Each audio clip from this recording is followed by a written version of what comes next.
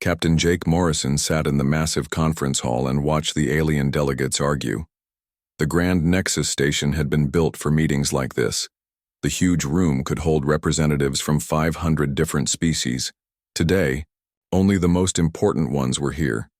The Zeltharian Empire, the Corvani Federation, and the Nexus Alliance were about to go to war. 3 sectors of space would burn if they could not find peace. Jake had been to many diplomatic meetings before. He was a former military officer who now worked as Earth's lead negotiator. He knew how to read people, even alien people. Right now, he could see that nobody wanted to listen. The Zeltharians thought they owned half the galaxy. The Corvani believed they deserved the other half. The Nexus Alliance just wanted everyone to stop fighting in their space. Dr. Lisa Chen sat next to Jake. She was one of Earth's best scientists when it came to understanding alien minds. She had spent 20 years learning how different species thought. Right now, she was taking notes on her tablet. Her face showed worry. This was not going well.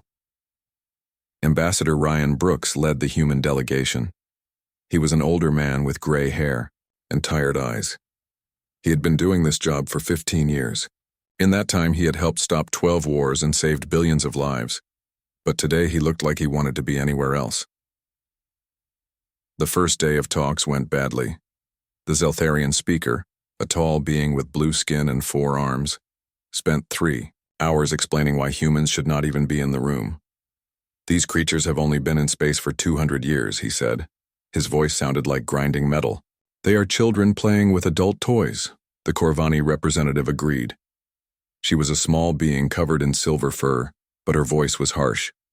Humans are useful for fighting wars. They breed quickly and die easily, but they should not make decisions about important matters. Jake felt his jaw tighten.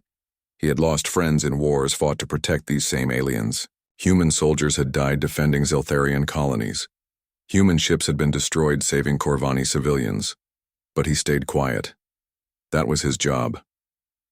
The second day was worse.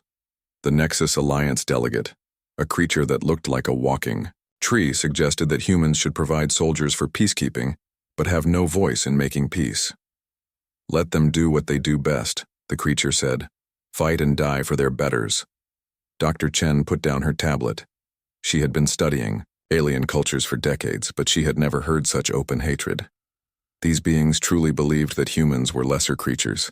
They saw Earth's people as pets that could be trained to do useful tricks. Ambassador Brooks tried to steer the talks back to the real problem. 3 sectors were about to explode into war. Billions of innocent people would die. But every time he spoke, the aliens dismissed his words. They acted like he was a child interrupting adult conversation. The third day brought the worst insults yet. Counselor Vexithera of the Zeltharians stood up during a break. He was one of the most powerful beings in that part of the galaxy. His family had ruled star systems for thousands of years. He looked directly at the human delegation and smiled. "I want to make something clear," Vexithara said. His voice carried across the huge room. Other delegates stopped their private conversations to listen. Humans are useful pets, nothing more. They can fight our wars and fix our machines, but they should never believe they are equal to real civilized species. The room went quiet. Even the aliens who disliked humans seemed shocked by such direct words. But nobody spoke against Vexithara. Nobody defended the humans. The silence said everything. Jake Morrison had fought in 7 different wars. He had seen friends die in battles to protect alien worlds. He had spent years learning alien languages and customs. He had tried to build bridges between Earth and the galaxy. But in that moment, something inside him broke. He stood up slowly. His chair scraped against the floor. The sound seemed loud in the quiet room. Every eye in the chamber turned to him. Aliens who had been ignoring humans all week suddenly paid attention. "We came here to help," Jake said. His voice was calm, but everyone could hear the anger underneath. "We came here to prevent a war that will kill billions of people. We offered our ships, our soldiers, our knowledge. We asked for nothing except to be treated with basic respect." He looked around the room. These aliens had technology that was thousands of years ahead of Earth's. They had traveled between stars before humans learned to make fire, but right now they looked like children caught doing something wrong. If you want to treat us like servants instead of partners, you can solve your own problems, Jake continued. He pulled out his communicator and activated the emergency channel. All human ships, all human colonies, all human representatives. We are going home. Execute Protocol 7. Ambassador Brooks stood up next. The old diplomat looked tired, but his voice was strong. For 200 years, humanity has bled for galactic peace. We have lost entire fleets protecting worlds that now mock us. We have given our lives for people who call us pets. He paused and looked directly at Counselor Vexithera. No more. The human delegates began to file out of the chamber. They moved together like a single unit. Dr. Chen gathered her notes and research. Jake picked up his files. Ambassador Brooks took one last look around the room that had seen so many peace agreements.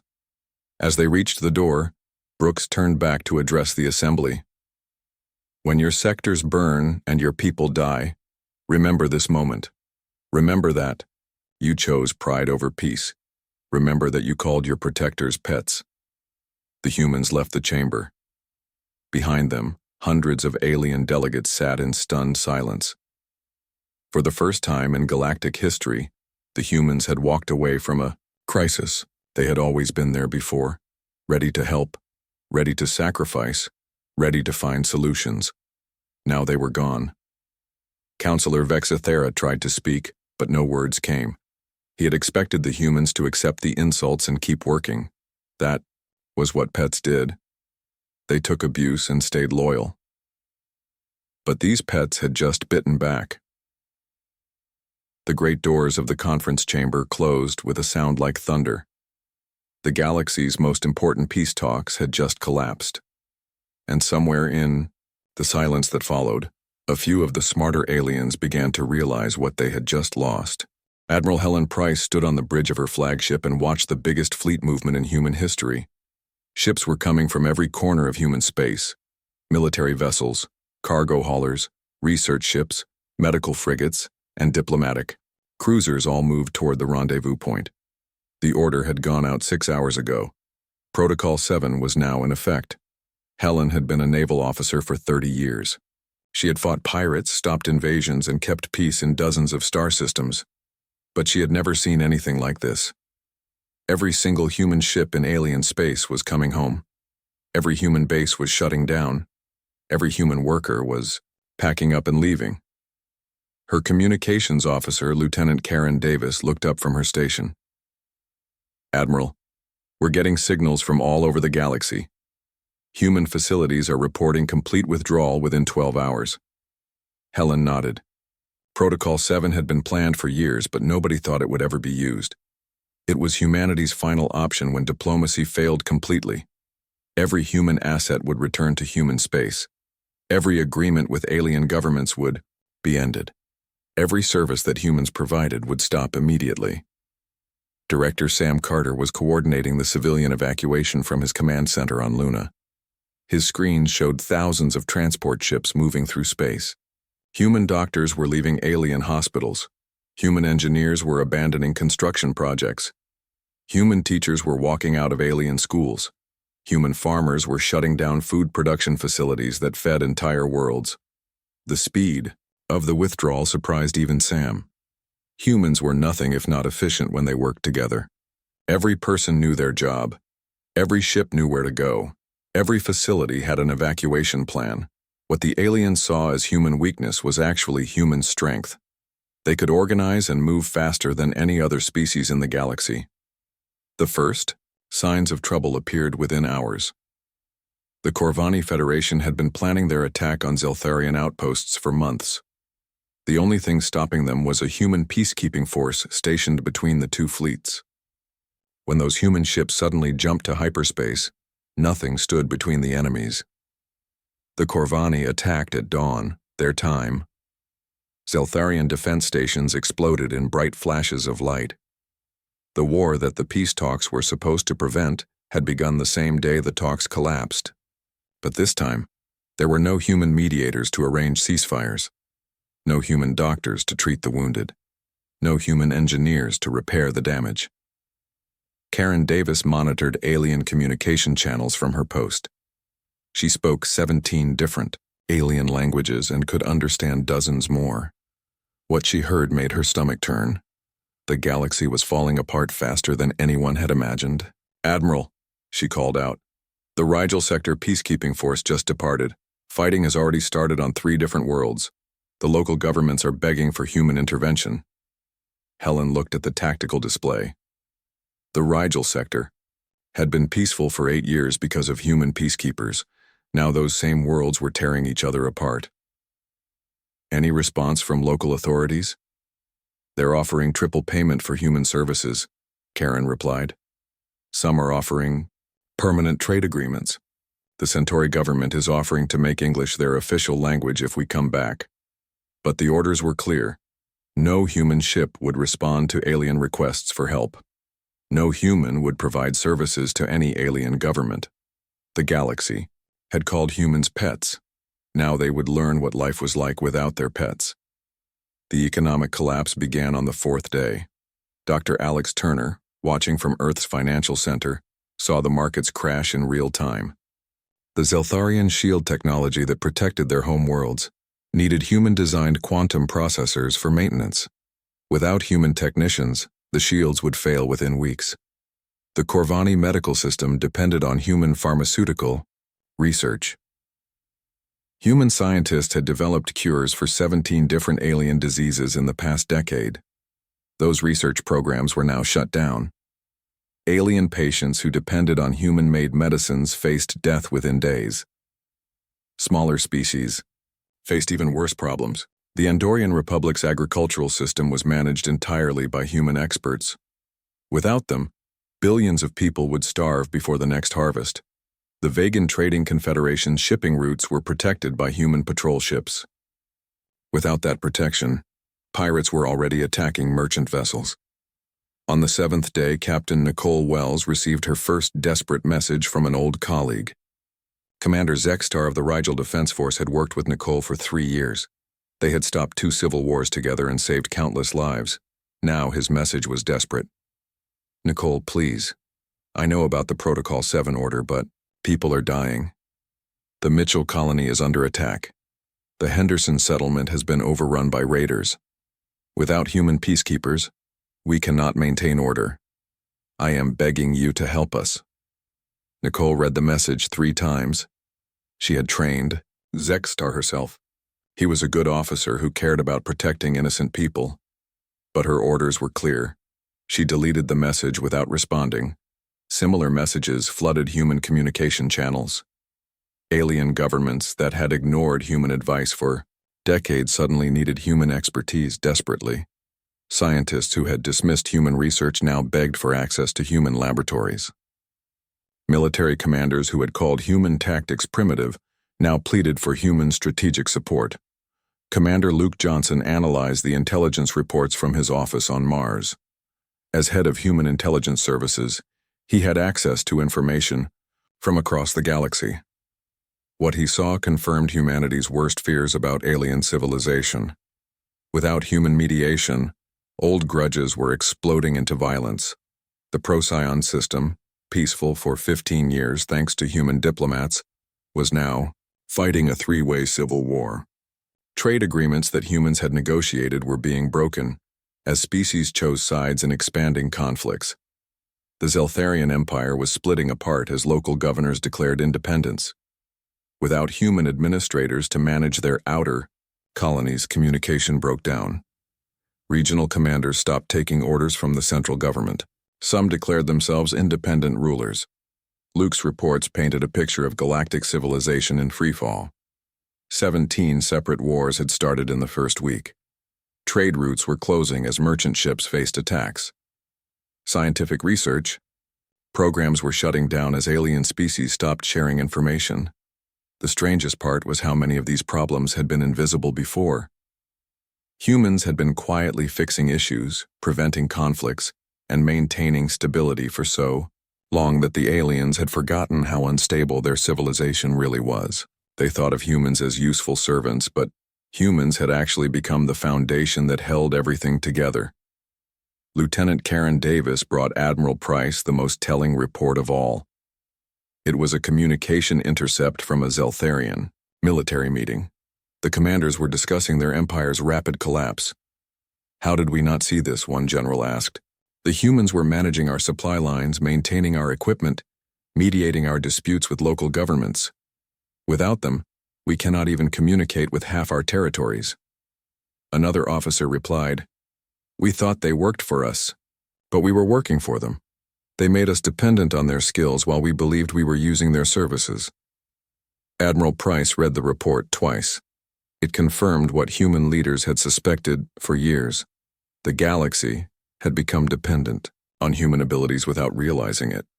They saw humans as junior partners or hired help. They never understood that human skills in organization, problem-solving, and conflict resolution had become essential to galactic civilization. The first formal request for human assistance arrived on day 10. It came from the Galactic Council itself, the same body that had allowed Counselor Vexithera to call humans useful pets without protest. The message was brief and desperate. The human government is respectfully requested to reconsider their withdrawal from galactic affairs. The current situation requires immediate human intervention to prevent further loss of life. Ambassador Brooks read the message aloud to the Human Leadership Council. Then he wrote a response that was even shorter. No, the galaxy had made their choice. Now, they would live with the consequences. 3 weeks had passed since the humans left the Grand Nexus station. Dr. Alex Turner sat in his office on Earth and watched the galactic economy die. His screens showed market data from across known space. Every number was falling. Every graph pointed down. The collapse was faster and more complete than any economic disaster in recorded history. Alex had predicted this outcome years ago. He had written papers about how dependent the galaxy had become on human innovation. But even he was surprised by how quickly everything fell apart. The aliens had not just used human services. They had built their entire civilization around human capabilities. The Zeltharian Empire's shield technology was failing across their territory. The quantum processors that powered their defenses needed constant maintenance by human engineers. Without that support, the shields protecting their homeworlds flickered and died. Enemy fleets that had been held back for decades suddenly found their targets defenseless. Captain Nicole Wells watched her former sector tear itself apart from her ship's observation deck. She had spent 5 years as a peacekeeper in the Rigel sector. During that time, she had prevented 12 conflicts and saved thousands of lives. Now those same worlds were destroying each other with weapons she had confiscated years ago. The Henderson settlement had been overrun by raiders on day 15. 300,000 civilians had died in the attack. Nicole had trained the local defense forces herself. They were good people who wanted to protect their homes, but without human support, they could not coordinate their response. The raiders picked them off one by one. Nicole's communication system chimed. Another message from Commander Zextar. She had received 14 messages from him in 3 weeks. Each one was more desperate than the last. She read this one like all the others, then deleted it without responding. Her orders were clear. Commander Luke Johnson's intelligence reports grew darker each day. The Procyon system's civil war had spread to neighboring star systems. Refugee ships packed with fleeing civilians had nowhere to go. The camps that human aid workers had managed were shutting down. Millions of people faced starvation. The Corvani Federation was losing control of their outer territories. Without human medical support, a plague had broken out on their agricultural worlds. The disease was one that human doctors had contained years ago. Without human pharmaceutical supplies, it was spreading unchecked. Entire colonies were going dark. Luke's most troubling report came from the Nexus Alliance territory. The alliance had completely collapsed. Member species were fighting each other over resources that human trade agreements had shared peacefully for decades. The central government had fled to protected bunkers while their empire burned. Dr. Lisa Chen analyzed the reports from her research station. As humanity's leading expert on alien psychology, she understood what was happening better than most. The aliens had never learned to solve their own problems because humans had always been there to solve problems for them. For 2 centuries, humans had been the galaxy's mediators, engineers, doctors, and peacekeepers. When conflicts arose, aliens called for human negotiators. When technology failed, they brought in human engineers. When diseases spread, they requested human medical teams. The aliens had stopped developing these skills themselves. Lisa's research showed that most alien species had actually regressed in key areas over the past 100 years. Zeltharian diplomatic skills had atrophied because they always used human mediators. Corvani medical research had stagnated because they relied on human innovations. The Nexus Alliance had forgotten how to manage their own trade networks. The galaxy had not just become dependent on human services, they had become dependent on human ways of thinking. Humans approached problems differently than other species. They looked for creative solutions instead of following ancient protocols. They adapted quickly to changing situations. They worked together across cultural boundaries. Without humans to provide these capabilities, alien civilizations were reverting to their old patterns. Old grudges that human diplomats had helped resolve were flaring up again. Trade disputes that human negotiators had settled were turning into wars. Scientific cooperation that human researchers had fostered was breaking down. Admiral Helen Price received hourly reports on the expanding chaos. Her ships patrolled the borders of human space, turning away refugee fleets and intercepting desperate diplomatic missions. The orders were absolute. No alien vessel would be allowed into human territory. No alien request for aid would be answered. The hardest part was watching former allies suffer. The Andorian Republic had been humanity's first friend in the galaxy. They had supported human membership in the Galactic Council. They had fought beside human forces in 3 different wars. Now their civilization was collapsing and human ships turned away their pleas for help. Lieutenant Karen Davis brought Admiral Price the daily communication summary. The reports made for grim reading. Over 4,000 separate requests for human assistance in the past week alone. Alien governments offering everything from raw materials to territorial concessions in exchange for human support. The most desperate offers came from species that had insulted humans the most. The Zeltharian Empire offered to make humans equal, partners in their government. The Corvani Federation proposed creating a human ruling council with authority over all alien territories. Some smaller species offered complete submission to human authority, but the human response never changed. Every request was denied. Every offer was refused. The galaxy had chosen to treat humans as servants. Now they would learn to survive without their servants. Dr. Alex Turner's economic models predicted complete collapse within 6 months. The galactic trade network was already fragmenting. Without human-managed shipping routes, pirates controlled half the major trade lanes. Without human banking systems, interspecies commerce was grinding to a halt. The cascade effect was spreading to every aspect of alien civilization. Art programs that humans had funded were shutting down. Universities that humans had helped establish were closing. Research projects that humans had coordinated were being abandoned. The galaxy was not just losing its political and economic stability, it was losing its culture. Commander Luke Johnson intercepted a communication between high-ranking Zeltharian officials that revealed the true depth of their dependency. Military leaders were discussing their empire's rapid disintegration. We cannot maintain communication with our outer sectors without human relay stations, one admiral reported. We cannot coordinate fleet movements without human tactical systems. We cannot even supply our forces without human logistics networks. Another officer added, our ancestors built this empire over thousands of years, but they used methods that no longer work in the modern galaxy. Human methods became our methods. Without humans, we are reverting to Stone Age thinking. The conversation confirmed what human intelligence had suspected. Alien civilizations had not just adopted human technology. They had adopted human organizational structures, human problem-solving approaches, and human social systems. When humans withdrew, they took with them the foundations of modern galactic civilization. Captain Nicole Wells received word that the Mitchell colony had surrendered to raiders rather than face destruction. It was a peaceful farming community that she had helped establish 8 years ago. The colonists were good people who had never hurt anyone. Now they were slaves because no human peacekeepers remained to protect them. Nicole stood at her observation window and looked out at the stars. Somewhere out there, billions of innocent people were suffering because their leaders had been too proud to treat humans with respect. Children were dying from diseases that human doctors could easily cure. Families were fleeing their homes because no human peacekeepers remained to maintain order. But orders were orders. The galaxy had made their choice when they called humans useful pets.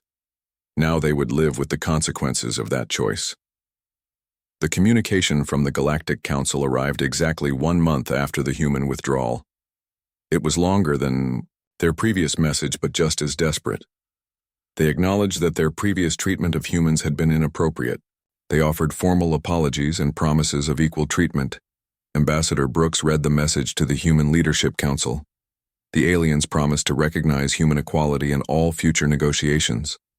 They offered to establish human colonies in choice territories. They pledged to share their most advanced technologies freely. The response was the same as before. No. The galaxy was learning a hard lesson. Respect could not be bought or traded. It had to be earned. And after 2 centuries of service, humanity had finally decided that some aliens would never learn to give respect freely. They would only understand it when it was taken away.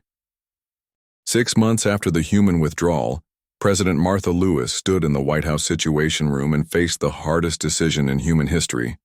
The holographic displays around her showed a galaxy in flames. 17 major wars were raging across known space. Billions of refugees fled from dying worlds. Entire star systems had gone dark. General Chris Parker, her military advisor, pointed to the tactical display. Madam President, we're detecting massive fleet movements near the Terran border. The Zeltharian remnants are massing ships 3 sectors away.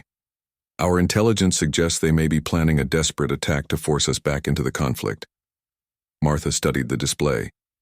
The Zeltharian Empire had broken into 7 separate warlord states, each claiming to be the true government. Without human mediation, they could not even negotiate with each other. Now they were preparing to attack the one species that might be able to save them. Dr. Rachel Morrison entered the room carrying her latest analysis.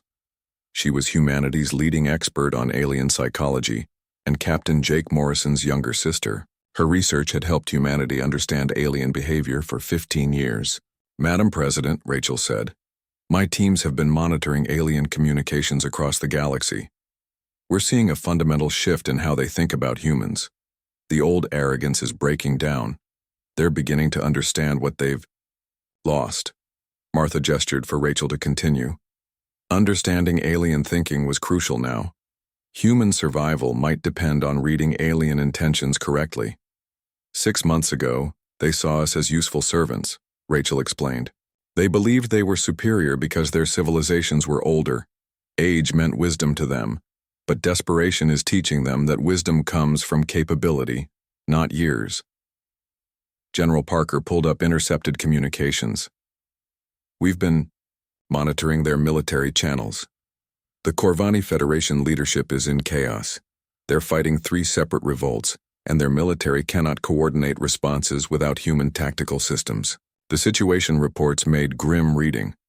The Corvani medical system had collapsed completely after human pharmaceutical supplies ran out. Over 2 billion aliens had died from diseases that human medicine could have prevented. The survivors were fleeing to any world that might take them. Martha turned to the economic analysis. The Galactic Trade Network no longer existed. Without human shipping protection, pirates controlled most space lanes. Without human banking systems, different species could not exchange goods or services. Civilizations that had thrived for millennia were reverting to subsistence farming. The breaking point came when news arrived about the Andorian Republic. They had been humanity's oldest and most loyal allies in the galaxy. When other species mocked humans as newcomers, the Androians had defended human rights. When the Galactic Council tried to limit human participation, Andorian delegates had supported human equality. Now the Andorian Republic was dying. Their government had collapsed 3 weeks ago. Warlords fought over the ruins of their capital cities. Millions of Andorian civilians were trapped in refugee camps with no food or medical care. Their desperate messages to Earth grew weaker each day. Martha felt the weight of billions of lives on her shoulders. The easy decision would be to let the galaxy burn. The aliens had brought this destruction on themselves through their own arrogance and hatred. Human colonies were safe behind their borders. Human civilization was thriving while alien empires crumbled. But Martha knew that easy decisions were rarely right decisions. Humanity had walked away to teach the galaxy a lesson about respect. That lesson had been learned. The question now was whether humans could live with the cost of teaching it. Captain Jake Morrison had been recalled from retirement to advise on the crisis. He sat across from Martha in the Situation Room, looking older than his 53 years. The events at the Grand Nexus Station had changed him. The man who had once believed in diplomatic solutions now struggled with doubt. "Madam President," Jake said, "I've been analyzing the alien communications. They're not just asking for help anymore. They're begging for forgiveness. The same beings who called us pets are now offering to serve us." Martha nodded. The transformation was remarkable and troubling. Alien species that had once looked down on humanity were now competing to offer the most humble submission. The Zeltharian warlords promised to make humans their absolute rulers. The Corvani offered to become a human protectorate. Dozens of smaller species pledged eternal service to humanity. Dr. Rachel Morrison had studied this psychological shift carefully. "They're overcompensating," she explained. "Their old worldview has been shattered. They believed in hierarchy based on age and tradition. When that failed them, they're creating a new hierarchy with humans at the top." The irony was not lost on Martha. Humanity had never wanted to rule the galaxy. They had wanted to be partners, equals working together for mutual benefit. But by proving that the galaxy could not function without them, humans had inadvertently demonstrated their superiority. General Parker brought disturbing intelligence about potential alien military action. "Several warlord factions are discussing forced reintegration," he reported. "They believe that capturing human territories will force us to resume our previous roles. They don't understand that we withdrew voluntarily." Martha studied the tactical assessments. Human military forces were more advanced than any alien fleet, but they were also greatly outnumbered. If the desperate alien factions coordinated their attacks, humanity might face a difficult war. It would be a war they could win, but at enormous cost to both sides. The first crack in human resolve came from an unexpected source. Human colonies near the galactic border had been receiving refugee ships for weeks. Despite official policy, some colonial governments had begun providing humanitarian aid to desperate aliens. Governor Patricia Hayes of the New California colony reported directly to Martha. "Madam President, I have 30,000 Andorian refugees in camps outside my capital city. Half of them are children. They're dying from malnutrition and disease. I cannot watch children die when we have the medicine to save them." Similar reports came from other border colonies. Human compassion was overriding political directives. Doctors were treating alien patients. Engineers were repairing refugee ships. Teachers were setting up schools for displaced alien children. Martha realized that humanity's greatest strength was also their greatest weakness. The same compassion that made humans effective peacekeepers and mediators made it impossible for them to watch innocents suffer. Even after 6 months of isolation, human nature was pulling them back toward helping others. The decisive moment came when the Andorian Republic's last functioning government sent a final message to Earth.